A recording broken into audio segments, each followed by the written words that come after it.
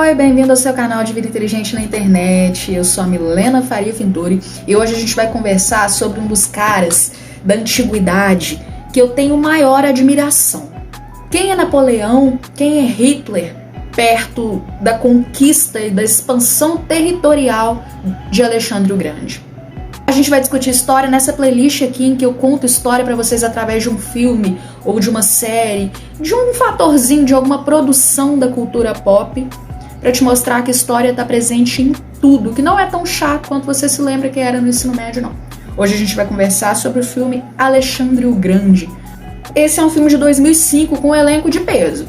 Anthony Hopkins, Jared Leto e Angelina Jolie. É um filme um pouco controverso, traz algumas distorções históricas, traz uma romantização. Quem foi Alexandre? Por que ele tem esse nome Alexandre o Grande se ele era baixinho? Alexandre o Grande foi um príncipe, filho do rei Filipe II da Macedônia. A Macedônia era um reino. 400 anos antes de Cristo nascer, ou seja, no contexto grego, do Império Grego. E a partir do momento em que o rei Filipe II morre numa emboscada, em que ele é traído, o Alexandre ele assume esse reino e torna-se imperador. Qual a diferença de império para reino? A diferença básica é que o império ele precisa ter algum movimento que caracteriza expansão territorial. Precisa anexar algum território através de subjugação mesmo, através de ir lá, guerrear, escravizar, matar e tornar aquele território seu, para ser império. O Brasil foi um império. O próprio Brasil foi um império, lá no contexto de Dom Pedro, Cisplatina, Paraguai, enfim. O Alexandre Grande viveu 30 e poucos anos, 33 anos. E mesmo assim o império dele tinha mais de 35 mil quilômetros de extensão. O cara dominou a Europa, o norte da África, o Mediterrâneo. O cara foi um gênio, um gênio. Ele fez isso assim em 8 anos de reinado. Pra vocês terem noção, o império dele chegou lá na Índia, ele estava caminhando para o extremo oriente. O cara estava indo para a Ásia. Por que ele ficou tão famoso? Porque a história dele é cheia de curiosidades muito interessantes. O Xandinho, o menino Alexandre, ele foi educado para ser um monarca, educado para ser um governante, assim, com mãos de ferro.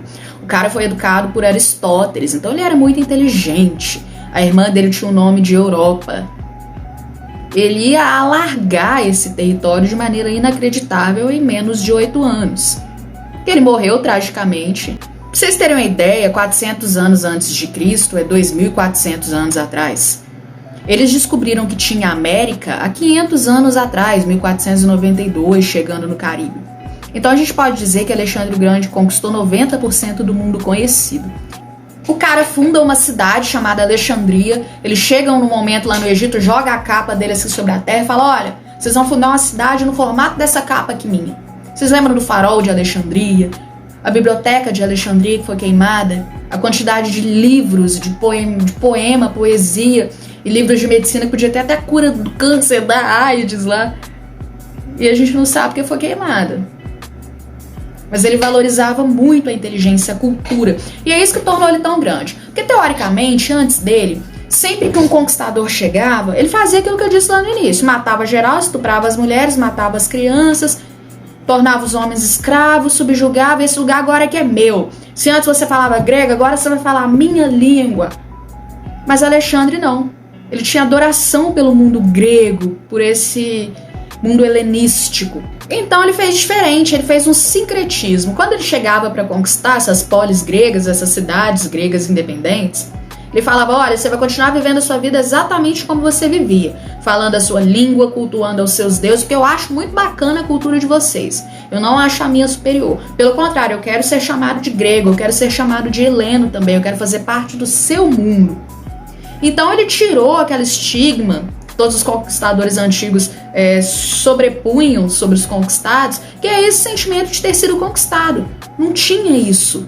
Não tinha essa humilhação. Era todo mundo integrante do império do Magnus, do grande Alexandre. Ele foi muito inteligente, muito inteligente. A vida não foi fácil pra ele, não. O pai dele não morreu, ele assumiu aquilo lá e pronto, não. O Filipe tinha outras esposas, o que era muito comum na época, tá? Esse contexto de monogamia, isso veio só com o cristianismo, isso veio só com a igreja na Idade Média. E mesmo assim, só em alguns pontos da Europa. Os vikings, por exemplo, em plena Idade Média, não eram monogâmicos. Viviam ali pertinho.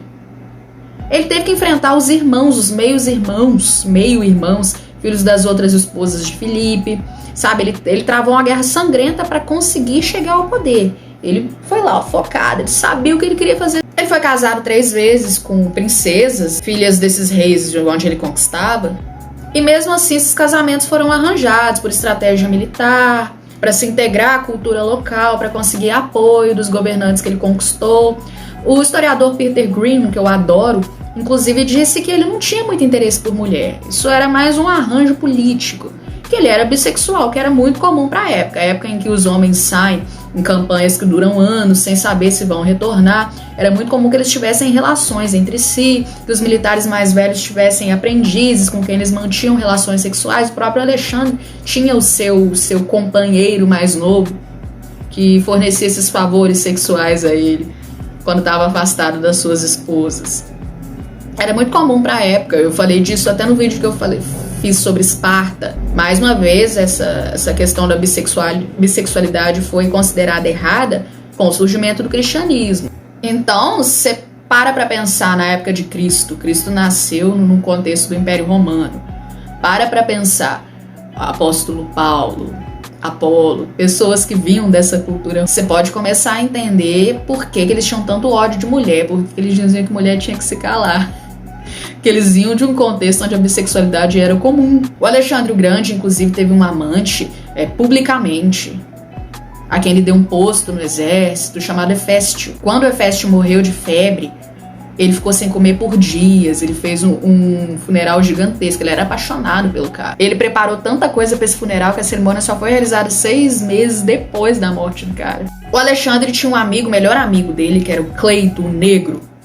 Realmente o negro, né? Egito, contexto da expansão de Alexandre, e a gente pega negros no norte da África. O Cleito salvou ele um dia. Alexandre enfrentou a morte muitas vezes em campo de batalha e só sobreviveu por conta das pessoas que estavam ao redor dele, porque ele era muito destemido e inconsequente. Talvez por isso tenha chegado tão longe, né? Talvez por isso tenha morrido tão jovem. O Cleito conseguiu cortar o braço de um guerreiro, de um soldado que estava desferindo um golpe fatal a Alexandre.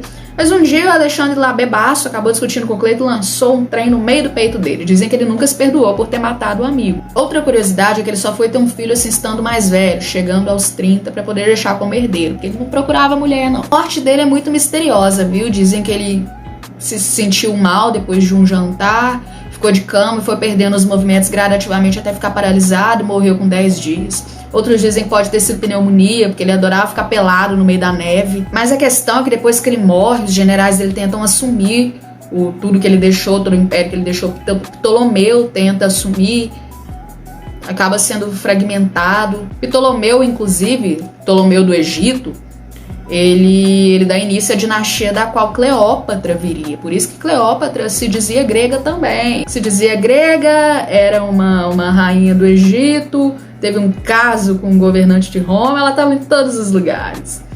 A própria origem de Alexandre, conforme mostra no filme, tá ligado ao mundo grego. O filme passa 40 anos depois da morte dele e esse general Ptolomeu tá contando para Cadmo, pro guardião do corpo de Alexandre, todas as façanhas que Alexandre fez em vida.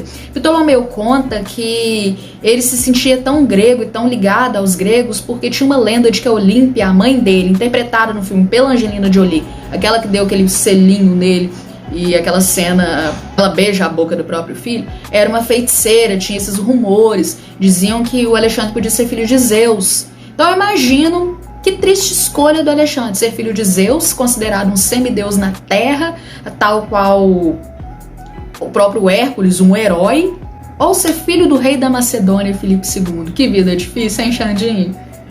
Lembra que eu falei de Cleópatra, que ela vem da linhagem de Ptolomeu, o general de Alexandre? Então, o próprio Alexandre também tinha uma irmã chamada Cleópatra. Então o nome Cleópatra não é um nome egípcio, é um nome que ela roubou dos gregos. Dizem que Alexandre deixou alguns filhos espalhados por aí, inclusive um chamado Heródoto, filho da princesa Barcina, que dizia-se ser filho de Alexandre, mas que não foi assumido por ele só assumiu um herdeiro mesmo assim só para deixar de herdeiro Imagina uma pessoa antes dos 30 anos ter que pensar em herdeiro porque sabia que a vida ia ser curta. Não só por expectativa de vida super baixa na época, por não ter vacina, alimentação ser precária, ter condições de manter e guardar um alimento em segurança, mas porque a vida militar era muito curta. Esses homens, sobretudo os poderosos, sabiam que viviam para a glória de morrer tendo conquistado algo e pronto. A vida deles era basicamente isso. Muitos nem temiam a morte. Os espartanos, por exemplo, consideravam a morte em batalha uma honra. Os vikings, por exemplo, só iriam para Valhalla se tivessem morrido em batalha. Era o mundo da época, era a realidade da época. Mas Alexandre foi o responsável por revolucionar o mundo grego na antiguidade. Ele promoveu, culturalmente falando, uma fusão de mundos. Os generais macedônios tinham que se casar com mulheres gregas, com mulheres persas, para que todo mundo se sentisse parte do Império de Alexandre. E ele promoveu uma valorização à cultura helenística. É o que eu disse lá sobre a biblioteca. Então a gente está diante de um homem que foi extremamente sensível. A história diz que ele era muito bonito também. Extremamente inteligente, entendia de física, entendia de biologia humana. O cara foi educado por Aristóteles. Destemido, quase morreu diversas vezes em batalha porque não tinha medo. Era inconsequente, mas muito inteligente, a tal ponto de conquistar 90% de todo mundo conhecido. Se você chegou até aqui, você sabe que o único erro de Alexandre foi não ter preparado um sucessor para dar continuidade ao seu império, tal qual seu pai fez, ainda que indiretamente com ele. Depois dele, o mundo grego se fragmentou. Depois dele, a Grécia se converteu a um protetorado dos romanos e acabou sendo anexada ao Império Romano. E a gente sabe que os romanos são muito mais pragmáticos do que poéticos. Então toda a beleza, o esplendor, a glória do mundo grego acaba com Alexandre.